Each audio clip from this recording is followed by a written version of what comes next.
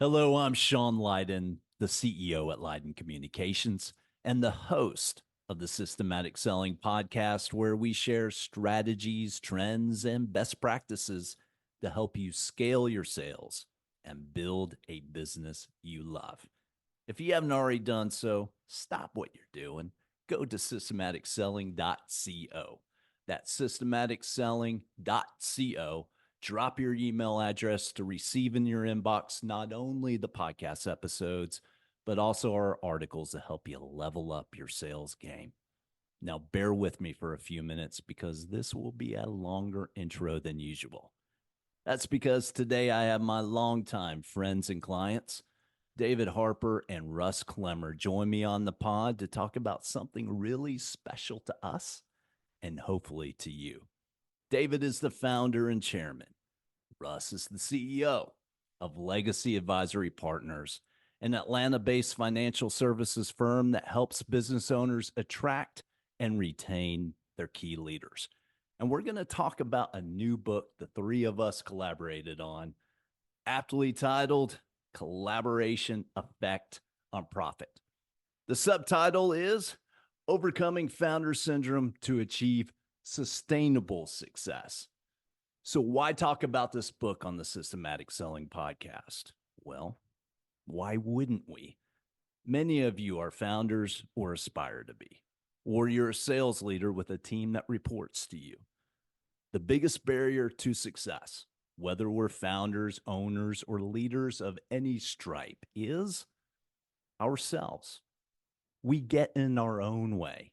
We get in our team's way. We become the bottleneck to growth. That's the crux of founder syndrome. The strengths that get you to initial success, such as shooting from the hip, closing all the deals, and making all the decisions, will stunt your organization's future growth. Founder syndrome causes you to cling to excessive control in the business for too long. It stifles collaboration, hinders innovation, and undercuts financial performance. As founders and sales leaders, we all suffer from it to one degree or another. That's part of the human condition. But what can you do about it? How do you fight off the effects of founder syndrome to achieve success that will last? Our book tackles this issue and offers a powerful vision of your business, life, and legacy if you confront founder syndrome head on. You'll learn how to, 1, strengthen your leadership character by practicing 8 timeless virtues, the antidote to the vices that cause founder syndrome. Number 2, you'll learn how to build a healthy culture where large-scale collaboration can flourish by instilling those 8 virtues throughout your team and organization. Number 3, you'll learn how to produce consistently exceptional financial performance by aligning interests and incentives with what we call the 3 wins framework. This book will help you lead your company or your sales team with everyone rowing together in the same direction toward a common purpose. That's what the collaboration effect on profit, the CEOP, looks like in action. When you unleash the CEOP, you will overcome the resistance of founder syndrome and build a company with unstoppable momentum. Now, I have a warning. Working on this book has ruined me by forcing me to think bigger, with a greater vision of the possibilities for my own company and what we plan to do with systematic selling, and to think bigger about the legacy I want to leave with my family. My prayer is that it will ruin you as well. So don't listen to this episode or read this book if you're content with where you are. But if you're ready to get wrecked, then by all means, listen and then follow the link in the show notes to grab your copy of the book. So get ready for this impactful conversation with David and Russ on episode 16 of the Systematic Selling Podcast. David and Russ, welcome to the pod. Good morning. Good to be here. Awesome. Well, today we're going to talk about founder syndrome. What is it? Who's vulnerable to it? And then discuss how our new book, Collaboration Effect on Profit breaks down the virtuous principles and the financial framework needed to fight off founder syndrome and build a business that lasts. But before we do, I want our audience to get to know you guys a little bit better. So, David, we're going to start with you. My understanding is you grew up in the Atlanta area. Is that correct? Yeah, in Stone Mountain area. Ann and I, my wife and I, both went to Clarkston High School, the Clarkston Angora Goats. That's what we were called. Awesome. And I take it you must have been a football star there because you went on to play at Davidson College as quarterback. Played at Davidson, and that was sort of my life. Focused on football. Yeah. And really, it was fun, a good opportunity there, really a thrill and opportunity to get to play a lot. And then after Davidson, I was a graduate assistant coach at Furman for about 9 months, and learned a lot down there. That was fun. Then I actually taught English and coached football and track in high school for about 2.5 years. Okay. And then the other thing I can't help but talk about is that we did win the state championship in football. And this would have been the fall of '76. So you did win the state championship. We did. Yeah. Awesome. That's great. Now, you said graduate assistant coach at Furman. Yeah. What were you studying at Furman? I was working on getting my education certificate. So I was getting some more postgraduate. I was an English major at Davidson. So coming out of college, you were looking to be a full-time teacher and coach. That's what you were looking to do? I wasn't sure exactly what I wanted, but my whole life had been based on sports. So I just thought that's sort of the next thing. Yeah. And then after I've been starving to death and being overworked and underpaid. I told Ann, I said, I think the Lord three has of us something understand that. Yeah. So I entered the business world, in the financial services world, in 1978. Okay. So let's talk about that. You're teaching and coaching. It sounds like you lasted just a little bit longer than I did. I lasted an entire year as an English teacher and track coach. So you lasted what, 2-3 years? How long did you last there? Well, 2.5 years teaching and coaching in high school. So you then go into financial services. Why? What led you to financial services versus anything else you could have been doing there? I just had this feeling of something else is going to be happening. And I told Ann, I said, I think the Lord has something else for us. And I got a call from one day from Charlie Barton, who was the manager of our office here in Atlanta. And I had met somebody, and his name Joe, and Joe had given him my name, and I got the call at school one day, and they come and get me out of class, and I take the call, and he says, Joe tells me you're the kind of guy I need to meet. So he went down there and he recruited me into the insurance business. And he said, David, if you're playing football, or you can be a star for a period of time. Yeah. But in this business, you can be a star for life. I said, okay, sign me up. Wow. Wow. Almost the Wolf of Wall Street pitch right there. Close, man. Matthew McConaughey taking David out to lunch. Wow. It wasn't nearly that big a deal. It was, here you go get your list of 100 names, start calling your friends and family members and talking to them about their insurance needs. So it was pretty basic start. So when you do that, are you a W-2 employee, or were you essentially an independent contractor? I mean, it was a W-2 category for agents of principal, even though we did have access to other carriers, but they were sort of the primary carrier, and we were encouraged to kind of write business with principal. And so when did you ultimately decide to go into business for yourself? I mean, I met you in the mid 1990s, and that's when it was the Harper Financial Group. And so it was kind of a progression in that I had this epiphany in the fall of '94 of wondering whether I was in the right business or not. Yeah. No, I said, this is a good place that would make money, but I wonder if I maybe missed my calling. I felt the calling to be in the ministry back when I was in college. Yeah. And then after I did my study and analysis and met a lot of different people, I said, I don't want to do any of these things. So I felt like by default, I'd gone into business. But when I had this epiphany one morning in my office in the fall of 94, I felt like the Lord said, I've gifted you and I've placed you exactly where I want you to be. And I said, wow, really? This is it? Yeah. Man, so if this is it, what does a business need to look like? So that was the process of moving from a solopreneur to beginning to hire some people. But we didn't really officially launch a separate entity until 2000. And that was with 3 other partners back in the day. Got it. So prior to that, you were an entrepreneur, but solo, meaning you were operating on a contract basis. And then that's right. You're like, look, let's build an organization around this. And then you ultimately launch what is now Legacy Advisory Partners in 2000. Correct. Right. Yeah. Okay. Now, Russ, let's go with you. So you grew up in Hilton Head, is that correct? I did, yeah. Like to vacation. Yeah, I like to vacation there now too. Yeah, I get it. I'm the same way with Fort Lauderdale. I grew up down there, and we can't quit it. Going back.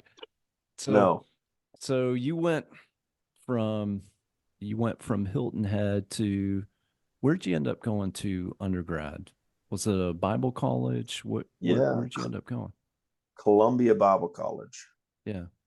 How far away from home was that? Yeah. It's a couple hours. Columbia, South Carolina, the armpit of the South is how it's affectionately referred to. It's like people don't really go to Macon, ideally, right? Yeah. Because it's that hot, balmy, sandy, right, short tree kind of place. Columbia's the same way. Columbia's the same way. But they got a great little Bible college there. And I decided to go there because I had taken a gap year and gone to study at a couple little small schools. I spent about 4 months at one term in Austria, up in the Alps at a little school, little Bible school. And then spring of that gap year, I spent another 4 months in Spain on the Mediterranean in a little town called El Campello. And great little Bible schools, and they're designed because there's no real conservative Bible college in Europe. So they do these smaller schools, and man, that was great. But I realized, man, there's a lot of people who are smarter than me and paid more attention to me and studied more than me. And so I came back and went to Bible college to round out some of those gaps in my theological understanding. What were you looking to learn when you were out in Europe for your gap year? What was I looking to learn, and what I did learn? What were your expectations? Those are two very different things. What'd you get out of it? I didn't have many expectations going in, other than the fact that I was going to Europe for a year. And, it's just, all right, that sounds like a great adventure. Yeah. What I did learn is that the world's a pretty small place. And if you're following the Lord, the struggles are pretty similar wherever you go, right? And that's what resonated, I think, with David's conversations with the virtues and the vices, that they are universal no matter where you go. The church is small, right? The church is small, not physically. It's very complex. People all over the world doing different things, worshiping in different ways, different perspectives, different culture, different routines, different, very different. Yeah. But the church is a pretty small place, and everybody struggles with the same thing because we're human and we live under sin. And so, I went over there to have a bunch of adventure, broke my ankle a couple of weeks in, surgery, spent a week in an Austrian hospital. That's a very different experience than the U.S. Imagine. Great care, but just very different. And then, you ask that question, Lord, why am I here? Yeah. Right. You brought me all the way over here. I can't ski, can't rock climb, can't do all the things you'd think you'd be doing in the Alps. Yeah. With a busted ankle, 3 screws, and, a whole bunch of maintenance to do on it. And so you go through that process. And what I did learn is that when God wants me to rest and reflect, he usually puts my physical body into some sort of vice, right? not virtue vice conversation, but just some sort of, right. He just turns that, puts my, whether it's my ankle or a back problem or, whatever it is, if I need to slow down, I usually don't listen until he says, and that was a moment, right? I was running 1,000 miles an hour, nowhere. And so I got over there and was able to pay attention to relationships and people in a way that I'm very glad I got to be able to. And then, but it just convinced me that I didn't know a lot, right? I'd done a lot of church things, but I didn't know a lot. So that's what led me back to Columbia Bible College in South Carolina. And what were you looking to do? So when you go to Columbia Bible College, what did you want to become? Did you want to become a teacher and a coach as well? Or were you looking to go into a more formal type of clergy type ministry? Yeah. Well, again, let's go see what happens was my motto. And so I went in and went down the path of becoming a classroom teacher, teaching Bible. And then at some point, I love the material, but at some point I got scared to death. And I said, no, this is not the exact thing. And then I decided to go into the most marketable of majors, humanities. Yeah. Oh yeah. And that was a great decision. I say that with in jest, but also in all seriousness. I got to read and study the history of the world's perspective of God, and then his son, Jesus Christ, and then the history from that point forward. And it was fascinating. In fact, it was fascinating. And I can say I did what I went there to do, and that was to learn and to grow. But not having a marketable degree, I was challenged by my dad. He said, hey, just go get an MBA. And he said it like flippantly, just go get an MBA. I'm thinking, what do you mean just go get an MBA? And sure enough, I went and got an MBA, Gardner-Webb University in Bowling Springs. I started at the Citadel. That was a lot of fun. Great place. So much history in Charleston, South Carolina. Absolutely. But I was offered a job teaching phys ed, coaching, that sort of thing. And so moved over to Charlotte, moved up to Charlotte and had some family there and really enjoyed my time there. And that's where I ended up meeting Lauren Harper. Yeah. David's daughter.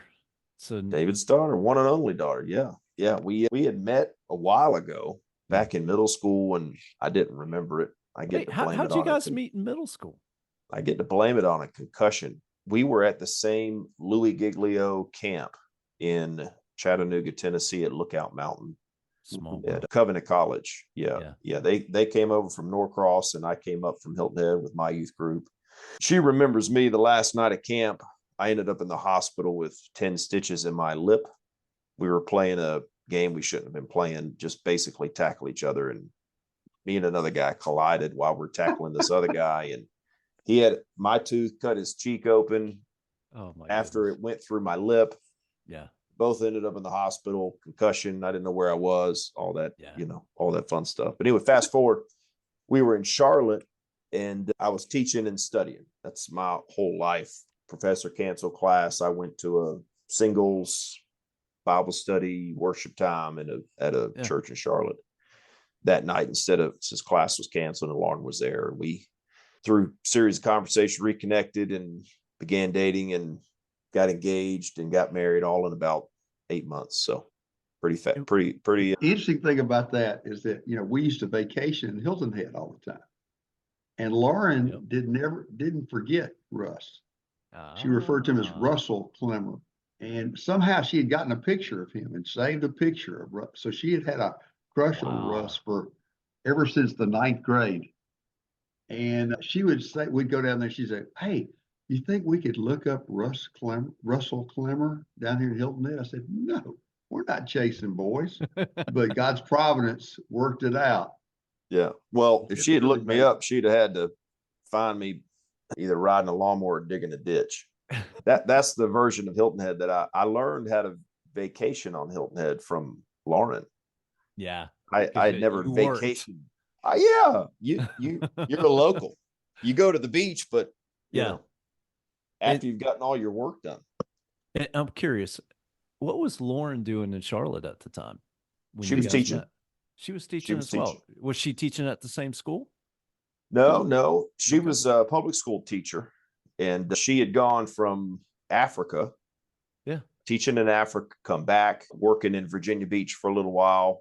She'd had a relative up there. She was spending some time with and working, and then led her to Charlotte, put it that way. Yeah. So she was teaching at a different school closer to the city. I was a little bit outside of the city, in a suburb, teaching at a private school. And so it was the Lord just kind of coordinating the details of us being able to get back together. I love that story.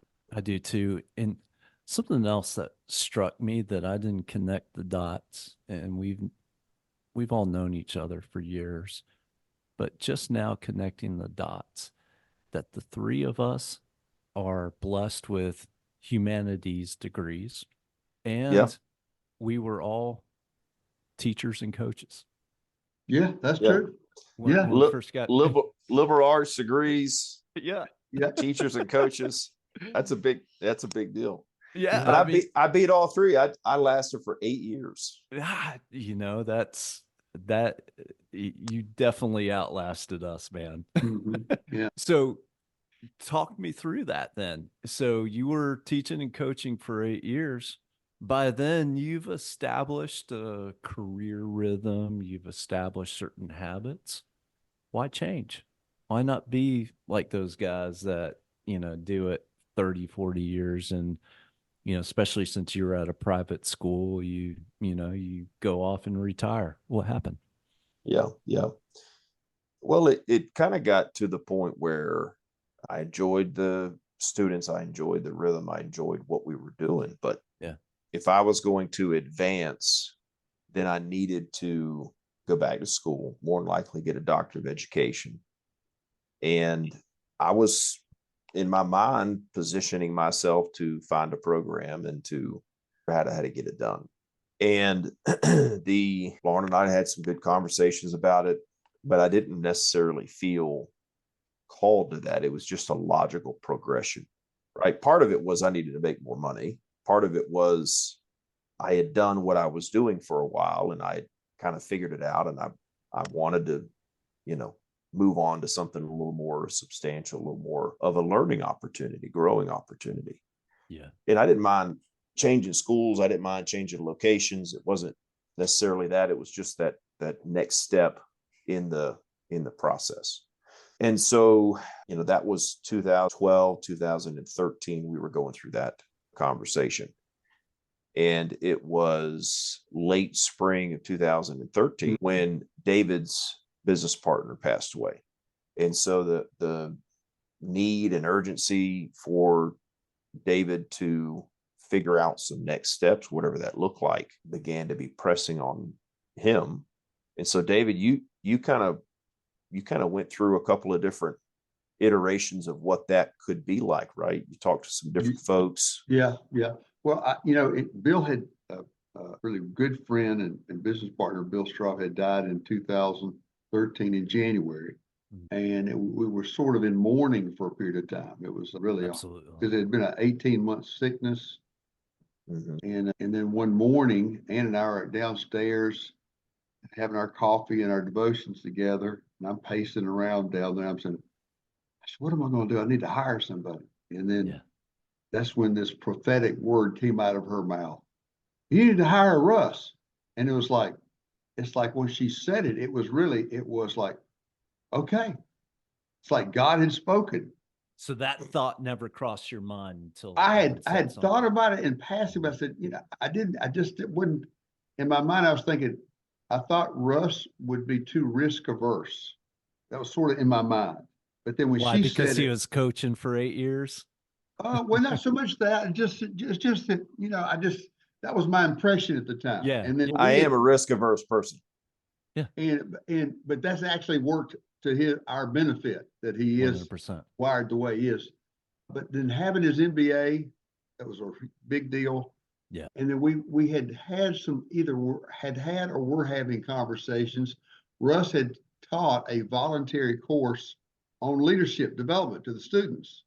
So he was big into leadership development. And he liked the idea of the virtues that sort of fit in very much with his passion. Yep. So that was, I think the virtues were sort of our first kind of point of common ground that we identified with and said, wow, what could this mean in the business world? Let me hit the pause button real quick before we dive into it. So what David is referring to when he says the virtues, he's talking about what he calls the grade 8 virtues. And we unpack that in this book. And these virtues are in contrast to their corresponding vices, and they're based on the Beatitudes. So in this conversation, we're going to be talking more about these virtues. Plus, we'll link to more information so you can see the list of them. But that gives you a frame of reference. When we're talking about the virtues in this conversation, we're talking about the grade 8. All right, David, keep rolling, man. Well, and so you might want to tell Russ the part about where I formally asked you when you all had come down to visit us. No, yeah, this is funny. Well, for years, a couple of years we'd been married. We'd started a family. I think we were two kids with one on the way, I think. Wow. And hence the need to, make a little bit more money. We were headed to Ann and David's, and Ann and David, y'all live on the Lake Lanier, and it would be our routine before we had kids, and then we didn't alter our routine after Lauren and I started having kids. But our routine, David and I's routine, was I'd give them a call. Hey, we're in Greenville, driving from Charlotte. We're in Greenville. So David would know he had 2 hours to get the bait, get the snacks, crank the boat up by the time I got in the driveway. And I would get out of the car, walk through the house, say hello to Ann, and get in the boat. And David and I would take off, go fishing for a couple hours. Yeah. And, give Ann and Lauren some time to catch up, things like that. Very thoughtful of us. Well, that turned into a situation that Lauren did not prefer. And so I had to say, David, all right, can't do that anymore. Right. We gotta come up with a different rhythm. Right. And so this trip in, I think it was May of 2013, Lauren says, hey, Dad wants to go fishing when we get there. Take you fishing when we get there. And I'm sitting there and I'm thinking to myself, this is a trap. I'm supposed to say, no, darling, no. I'm going to stick around and help with the kids and this and that, dinner and all that. She said, no, go ahead. I said, okay. So I get on the boat. We're going out there. And David's not his normal chatty self. And he's got his game face on. Got it. Yeah. And hey, just we're having fun. We're catching a few fish, but it was just like, what? And Lauren had said, Dad has something he wants to talk to you about. And so I'm sitting there and I'm like, all right. So then he says, Russ, you want to come work for Legacy? And he didn't say it in those few words, but basically, do you want to come and work for Legacy? Well, I don't know how to spell 401k. So, what are we talking about here? What exactly are we talking about? So we talked through and really his heart for passing Legacy on to another generation of, family generation, passing the virtues and the vices and that message on. And so that was really probably what clicked. And I had taken several courses in my MBA that related to corporate investment, that related to corporate HR, different things that we touch on in the nuances of our financial services offerings. And it was interesting. Like it was that same, why'd I go on a gap year? Well, it's interesting. Yeah. It's going to be an adventure. And has this ever been an adventure? Absolutely. And so you kind of walk through some of those things. And why'd you do that? It was like, well, I don't have a list of things, right? John Maxwell talks about making a pros and cons list, and maybe I should have done that. But Lauren and I just looked at each other and said, yeah, why not? There's no other clear path forward. And it was just that piece that passes all understanding of why do you make a big move like that? Yeah. At that and so, time, go ahead. No, that's it. Go ahead. I'm curious, at that time that David takes you out on the boat, and thankfully it's not like the Godfather scene where only one person comes back. I mean, you both come back, and well, it was just the two of us. I didn't let anybody behind. David in front of me the whole time. That's exactly right. At that time, how did you imagine your future? Did you see yourself becoming an owner of a business in that moment? Or were you just focused on, hey, let me just take one step at a time here? What was your vision at that moment? Yeah, well, I think David laid it out. It was pretty simple. All right, come and learn. If you like it, great. If you can sell, great. Then if you want to own it, great. Right? As a progression. It wasn't an expectation to own it. It wasn't an expectation to be able to sell. It was just an expectation to learn. And if you liked it, great. If you don't, you've learned a lot. And David can still make other plans. Yeah. If you like it and you can sell it, well, then that's a nice combination. And then if you want to own it, then that's kind of it was no pressure other than just come and learn. Yeah. And so I didn't have anything from a pros and cons that risk averse. I didn't have to commit to more than what was. Yeah. I mean, David didn't have to commit to anything either. I mean, it was other than bringing somebody on and having to teach and invest in the learning phase. I mean, the risk to him was, I moved on and he had to start all over again. Well, here's the interesting part of this is that, when I first came to the business, I was very basic. Yeah. Well, by the time Russ comes in, Mark and I had been working together for 20 years in some very sophisticated situations. Yeah. And so Russ comes in, and he's learning a whole new financial language, drinking from a fire hose. And absolutely. So that was a tough adjustment, but I will say this.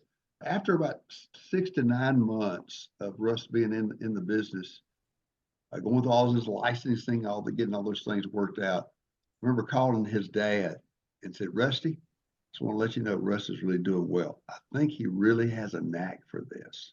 Wow.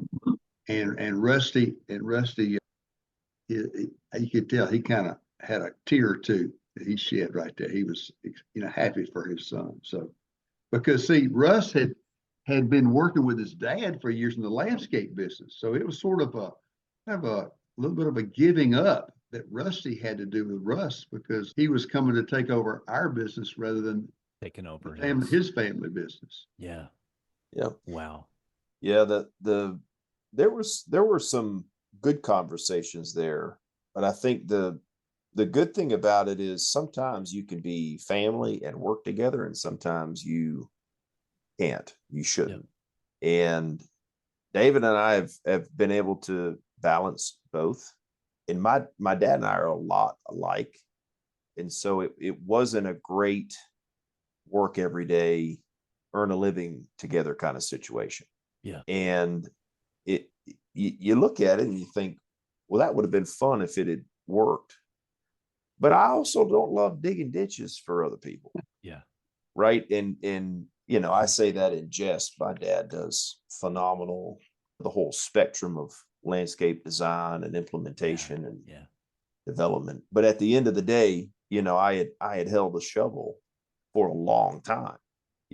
I'm 20, almost 30 when we're making this transition. And I mean, there's no doubt I'd had times where I thought, okay, this teaching thing's been good. I'm going to go back. I'm going to move back to Hilton Head. Yeah. And either, merge something in with my dad or figure out a way to make it happen. And there just wasn't a piece about it. Yeah. And so, we joke about, life as a landscaper. You can have a shovel in the back of your truck, in the bed of your truck, and no one's ever going to steal it because they don't want to use it, and they can't sell it to anybody. And so that idea of work, and just because I don't, it's a shame, because you're in much better shape if you do the landscaping work than if you sit in a desk chair in the comforts of air conditioning and doing a Zoom call like we're doing. But you you do have there's an appreciation for what I did on that job and what I do on this job. You got to dig, you got to go search for the right things. You got to put things in the right design, implement all those different things. You're just working with plants and bushes and pallets of sod. And here you're working with financial concepts. Yeah. It's all the same thing. You gotta know where things go and how to talk to the owner and how to talk with the people who are, sitting there with their priorities. What are they trying to do? So a lot of the stuff translates. Yeah. Except the dust and sweat and all those other great things that come with landscaping. Absolutely. And what's also great about your story, so this was 10 years ago, maybe a little longer. And then 10 years later, November 1st, 2023, you guys celebrated passing the baton. So you not only work with clients in terms of helping them map out an effective succession strategy, but you guys were living it out and taking this dream that David initially had and felt this calling in 1994 to start a company, officially do it in 2000, Legacy Advisory Partners. Yeah. And then, from there, 2 decades later, handing it off to your son-in-law. So, a family of owners, I got to imagine that was a really special moment for both of you. Yeah. We had started the process back in 2016. And I remember I brought someone in to kind of give me some advice on, even though that's what we do in our business, I needed a third party perspective. And he said, well, you check with your other sons first, see what, but before you go too far down this road. So I sat down with David and Daniel, and see, David had actually worked with Legacy for 6 years, but he was inclined to go do his own thing. And so he did. So after having that conversation with both of them, they both said, no, let Russ be our choice. Yeah. And so I'd actually had spoken to our junior associate, Mark Walker, who'd been with me a long time, and I asked him, what's your vision for who would be running the company beyond me? And he said, to his credit, he said, I know I have more experience, but Russ has that extra quality that I think he should be the guy. So all it was a process to get there, and then we started mapping it out, and then to see it actually, wow, what we talked about in 2016, all those steps we worked on for all those years, the legal documents, the growth models that we had envisioned, the cash flows, and all those things. It worked out, and so I'm still involved, but I don't own the company anymore, and I think there's a real freedom that I feel, and I think Russ and Mark feel, that they've got this. And I think I'm sensing in them a new level of excitement and vision that they're going to bring under their regime that would never happen under mine. Absolutely. Yeah. I'll add to that if I can, Sean. The David is a true entrepreneur. I am let's see what somebody else has started and how can I help improve it and how can I help take it forward. An operator is the way an operator. Yeah. And I've got some entrepreneurial tendencies, but I'm not I've got friends. David's an example of that. I've got other friends who they're on their 10th, 11th business. Yeah. Right. It's just, once one gets to where it's stable, they lose interest. And that's just the way God's made it.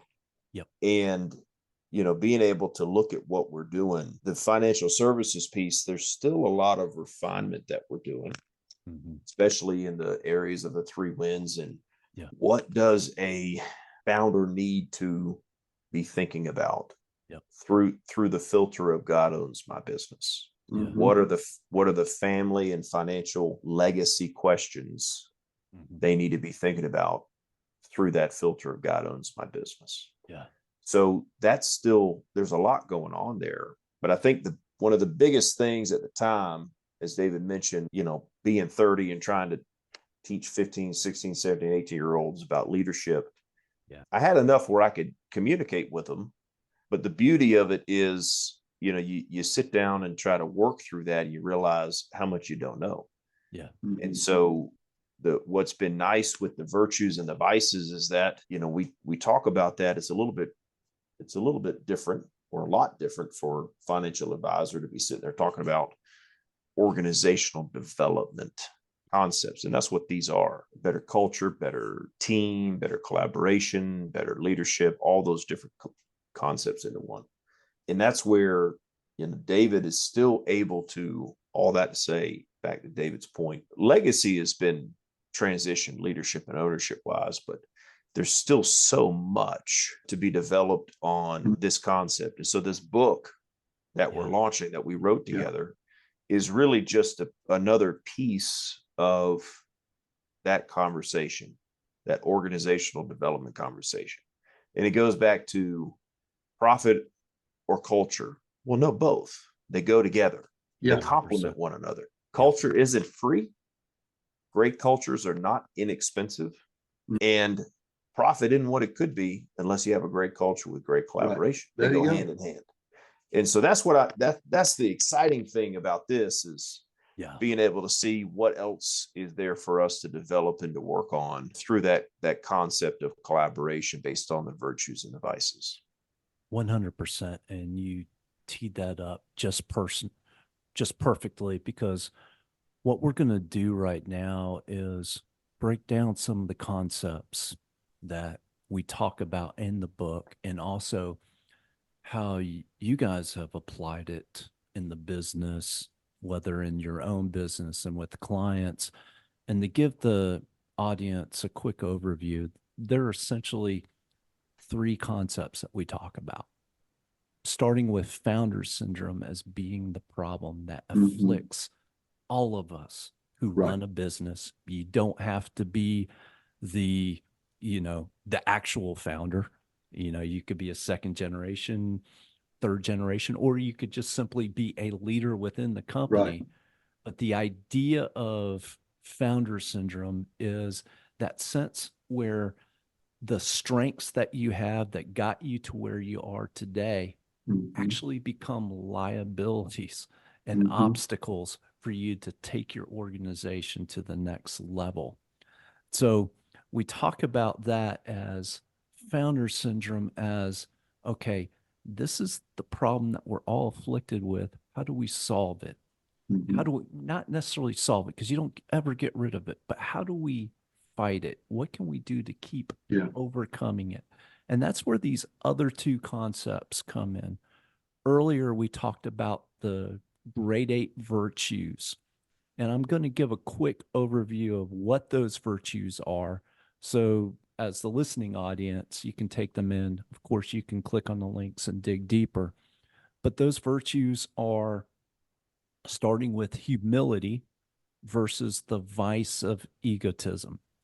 The second virtue is empathy versus busyness. The third is attentiveness versus distraction. The fourth is accountability versus greed. The fifth is acceptance versus anger. The sixth is integrity versus dishonesty. The seventh is peacemaking versus territorialism. And the eighth is courage versus fear. The way that and we'll dig deeper on, how David and Russ have developed the idea of the grade 8. But as an overview, the way you think of the grade 8 is you practice these virtues so that you can continually fight off these vices, because it is the vices that cause us to engage in founder syndrome, to be afflicted by founder syndrome. And it's a daily practice that you put in. And then the third concept that we talk about is, okay, once you've applied this to your own life, and then you're instilling the grade 8 virtues into your company to build a healthy culture, how then can you apply these virtues to achieve, exceptional financial performance Right. in your business? How does it translate into actual financial results? Not just some theory out here that sounds great. We're doing business in a virtuous way, but how can we apply it to be successful? And that's where the idea of the 3 wins comes in. And those 3 wins are the shareholder win, which the owners of the company, what does it take for you? What defines a win for you? Then the company win, that's the company is the goose that lays the golden egg. Mm-hmm. And if the goose is sick, if you're detracting from the company, then that creates issues for everyone. And then the third win is the key leader win. Your leaders who are there to collaborate together and to collaborate with you to build a company that achieves sustainable success. And the key there is to keep those wins in balance. And so the equation that we all talk about a lot when we're talking about collaboration effect on profit is, the 3 wins times the grade 8 equals collaboration effect on profit, what we call the CEOP. It's what unleashes that energy, that dynamism to build that momentum in the company. That's something that can last. So, David, what I want to do at this point is talk about how you originally came up with the grade 8 idea. And then as Russ came on board, that's when the 3 wins began to form. So talk to us about how you arrived at the grade 8 virtues, which you then eventually wrote a book about as well. Well, it began, I had read a book by E. Stanley Jones, the Foundation and the Unchanging Person.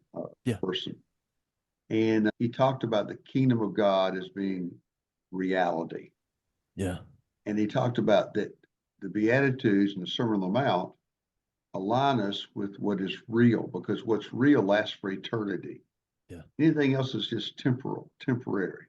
And so so the idea came to me that, wow, I had back in college, I was a security guard one summer, and I had plenty of time on my hands, and I memorized a lot of scripture. I memorized the Sermon on the Mount back then. And so I was intrigued by it. But when I read this book, I said, wow, this is not just some theoretical thing. This is something to be applied today.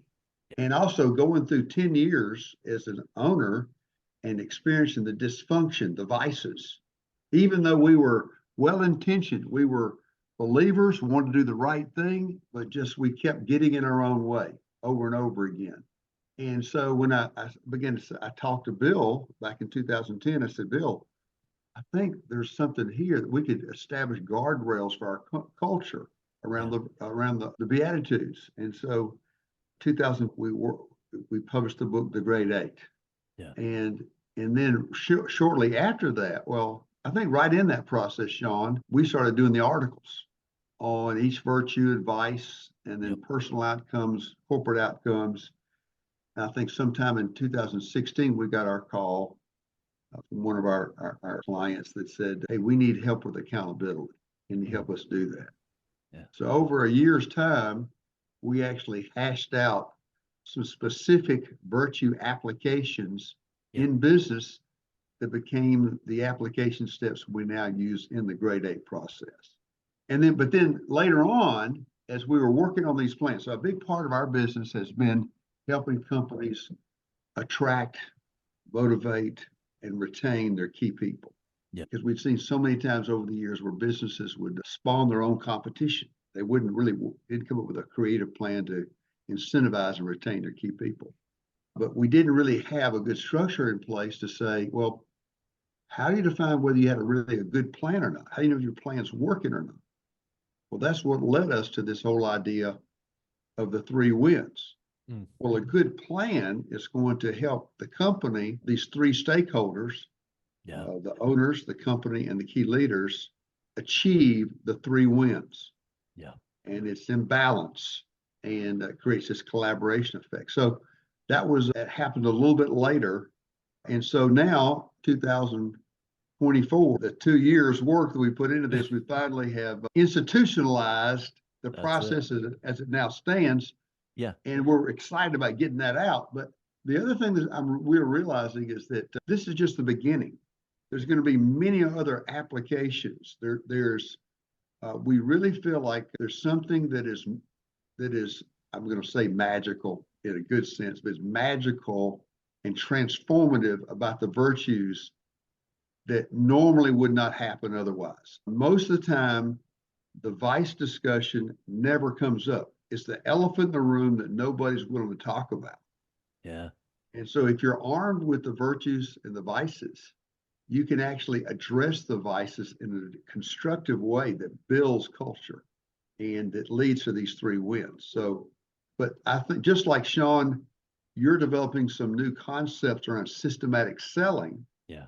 It's really another way of applying virtue to the marketplace. So we're excited about having other people join in with this as they are incubators of the ideas. Yep. And can test them and then refine what we're talking about. We really feel like we're kind of part of a movement, and we're asking people join in with us in this movement of what we see as a spiritual awakening among entrepreneurs.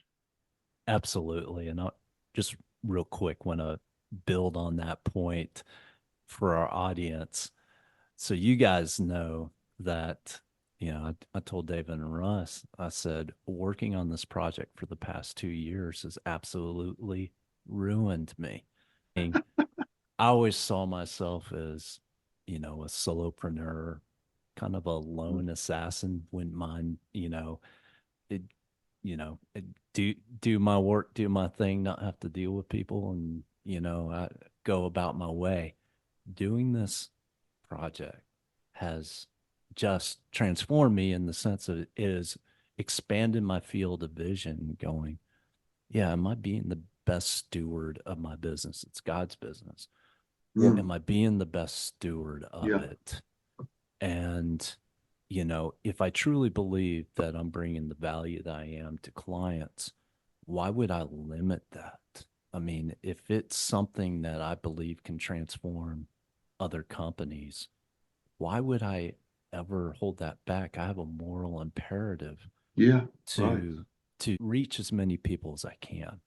And that's what expanded my vision to, build out systematic selling. That's why, we got this podcast and everything else because, we achieve great things through collaboration. Mm-hmm. And that is the essence. Founder syndrome is where you think, as we call it in the book, leading from the center of the circle. You're in the center of the circle. Yeah. Everything revolves around you. And the reality is, if you want growth, if you truly want to achieve not only your individual full potential, but your company's full potential, and to allow your customers to taste their full potential as they're serving them, then you need collaboration. You need to get outside of of that circle. And that is the essence of it. Russ, and both you and David, David, you share a story in the book where you talk about how if you hadn't had the virtues guiding your conversations, you had one instance during this transition, and we talked about that has been successful. There were situations where you had to work through disagreements. Yeah. And to me, that is a prime example of how the virtues guide organizations and allow them to work through it. Can you guys walk us through that story and how you work through those issues? Well, the virtues really give you the guard to acknowledge when you slip into the vices. Okay. it's like the virtues act as like a mirror that's described in James chapter 1.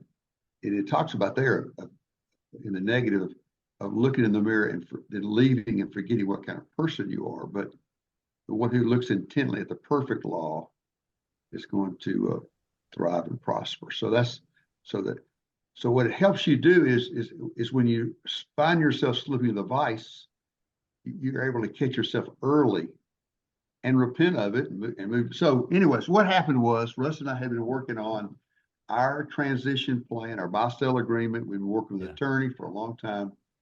And we had come up with what I thought was a fair valuation.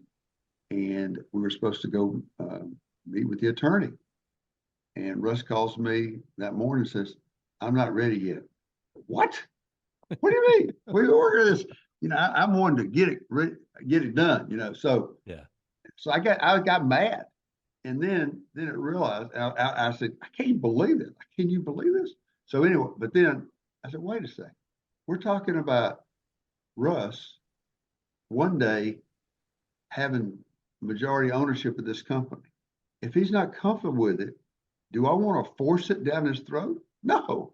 So I called him back and I said, Russ, I can't remember I had expressed my anger to Russ. I just had to keep capping him. But anyway, I called. I said, Russ, thank you for holding your ground and standing by your conviction.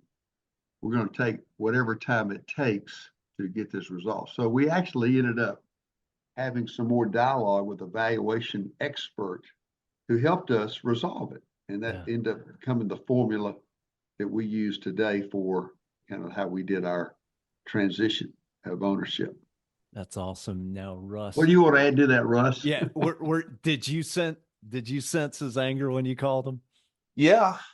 And I, one of those rules of you shouldn't communicate via text or email, something that should be in person or over the phone. I may have texted it to him, but I had, my nature being somewhat risk averse, it just didn't, it was good in several ways, but it wasn't, I just had a sense of it wasn't the best. It wasn't that I had any other change of heart as far as the company and the future and doing what we had set out to do.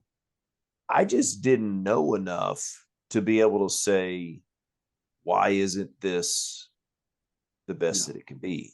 And so in a couple of times that's happened in different ways with David and me. I mean, David's got so much more experience and knowledge. I just say, I don't think this is, I don't know what about it, but something. And we call these the famous David Harper 4:30 in the morning sessions. There'll be something that just is a question. And David has uncanny, it's really the Holy Spirit, maybe it's David, the Holy Spirit's favorite time to talk to David is 4:30 in the morning.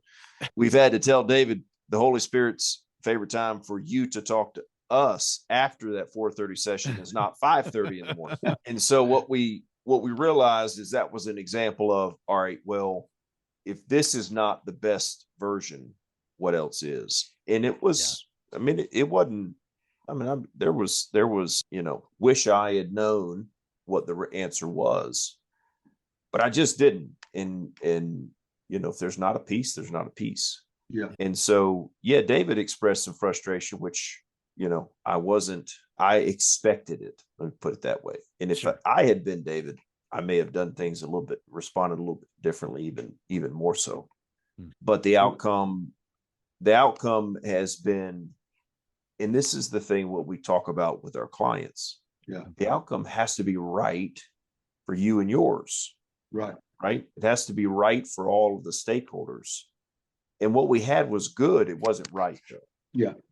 It wasn't right. Yeah. Well, Russ, I think Russ's his giftedness, his education, his getting his MBA.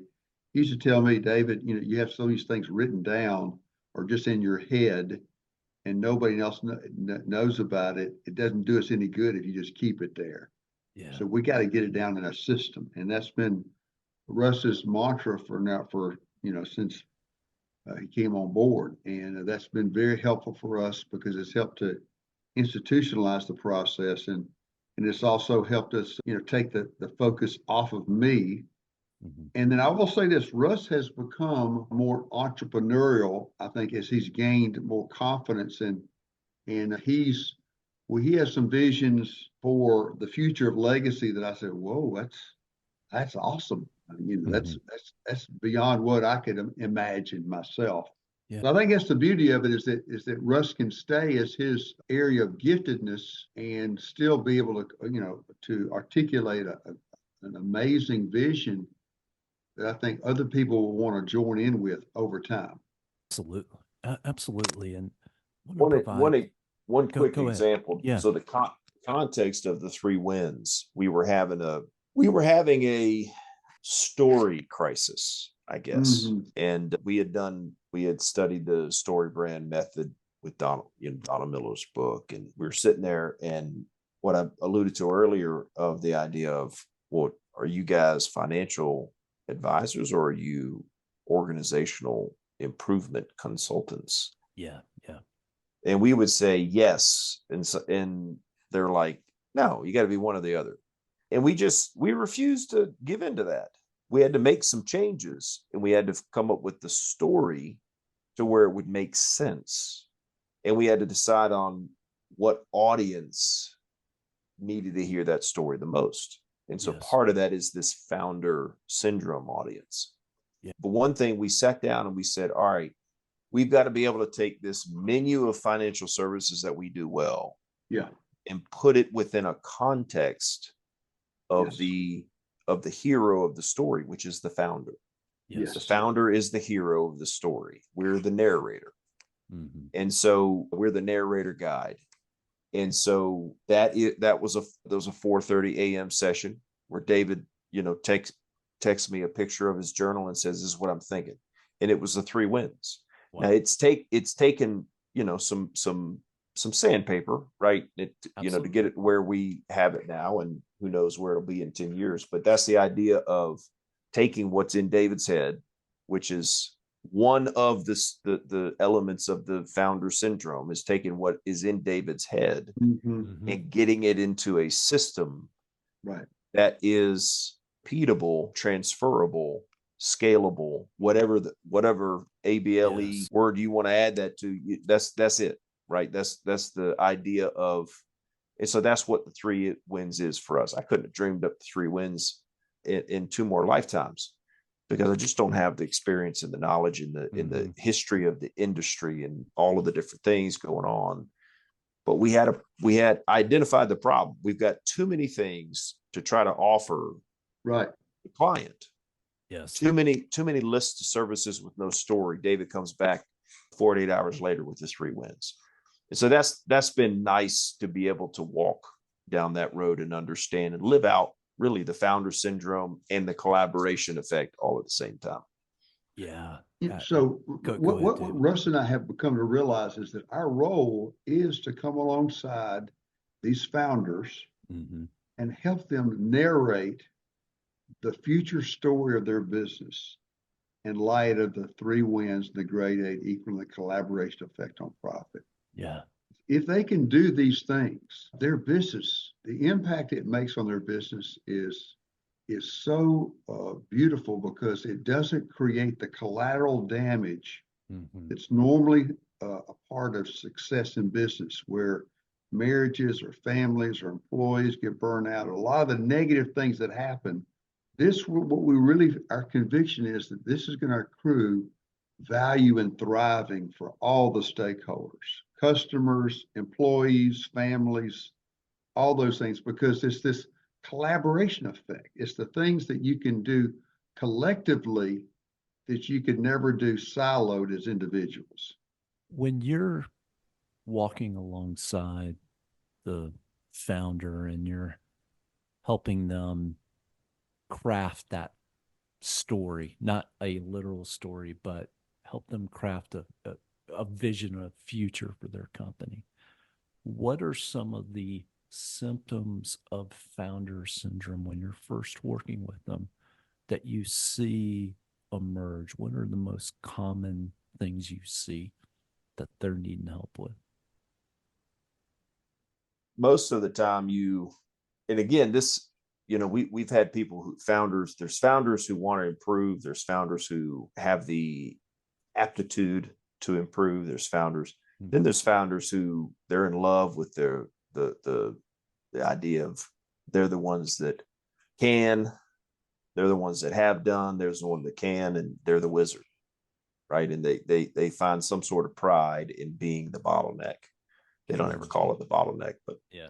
Of those who say, okay, I got it here, it's got a long way to go, and I love what I do, and I don't want to necessarily get out of the circle entirely, but I don't want to be at the dead center where I'm the bottleneck. Most of the time, it's a lack of clarity between the owner or that person as an owner of the company and that person as the CEO, president of that company.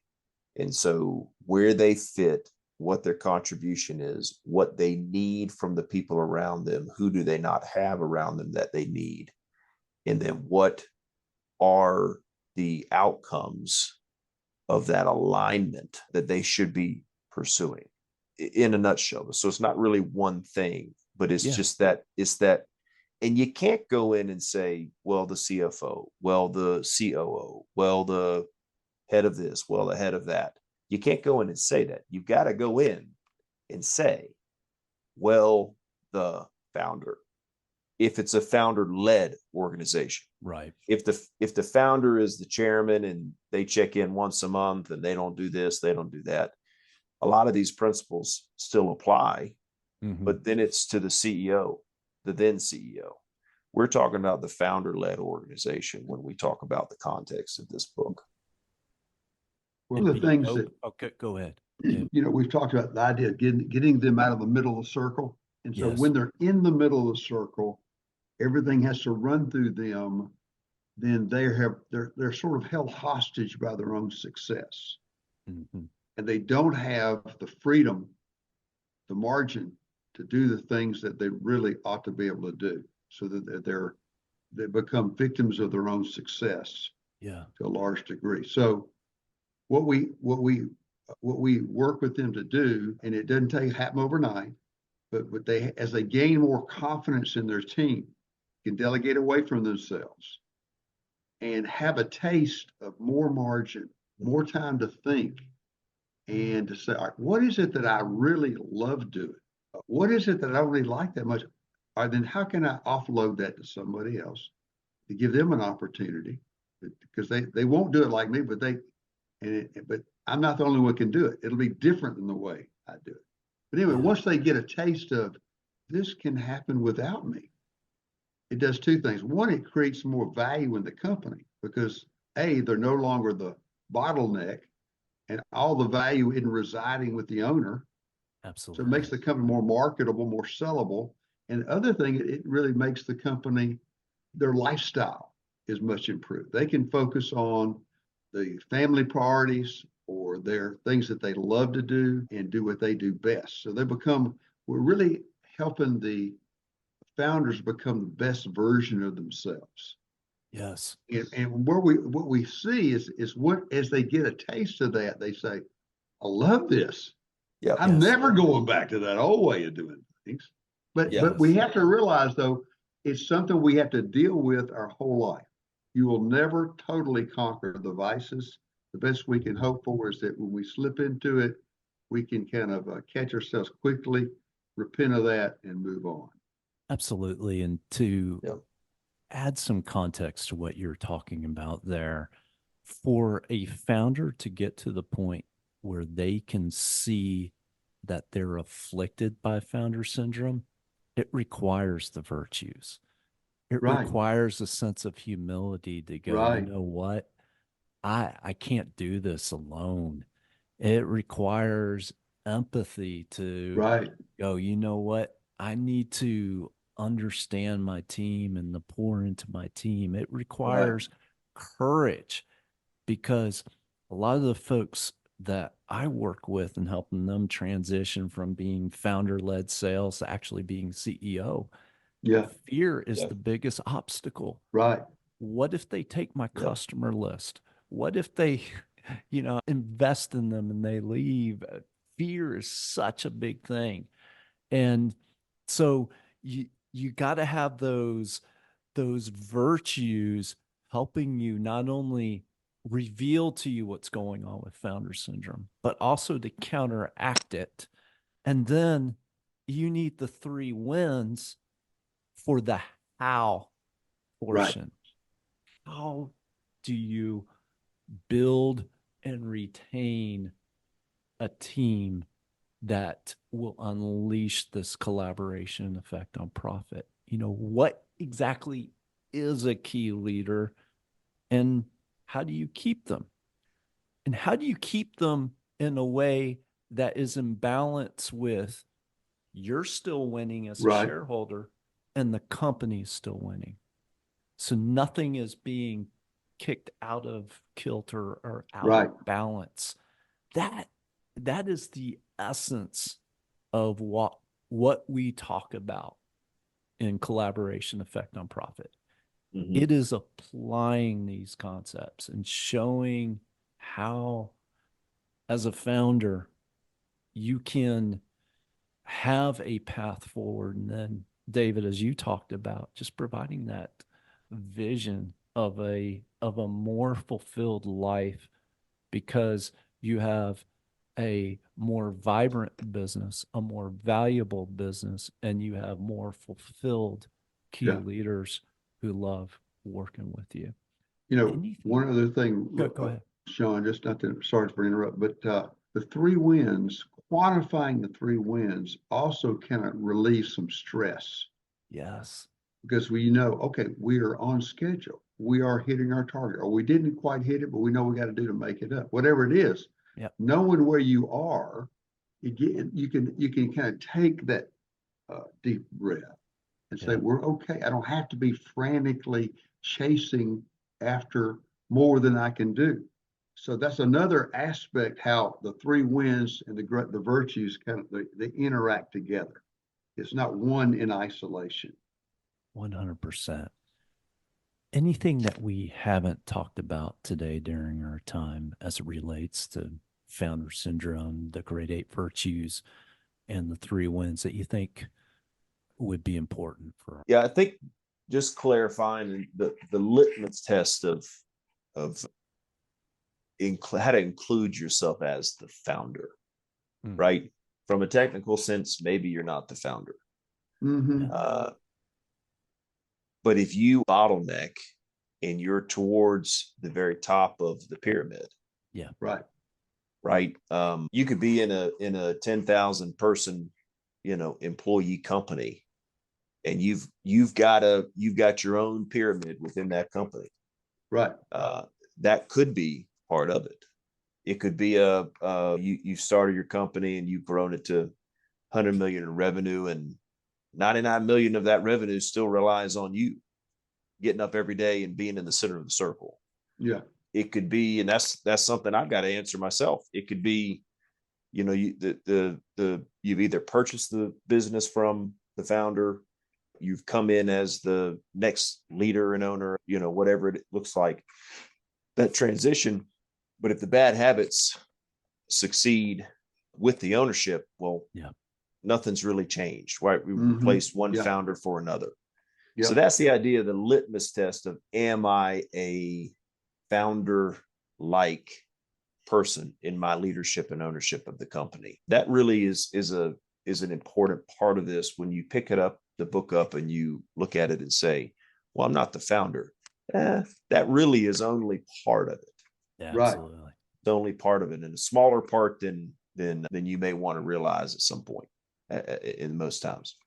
One final thought too, Sean, on this. I think the founder syndrome is often unrecognized by the founder themselves. Everybody else can see it, but not themselves. So we're blind to our own vices.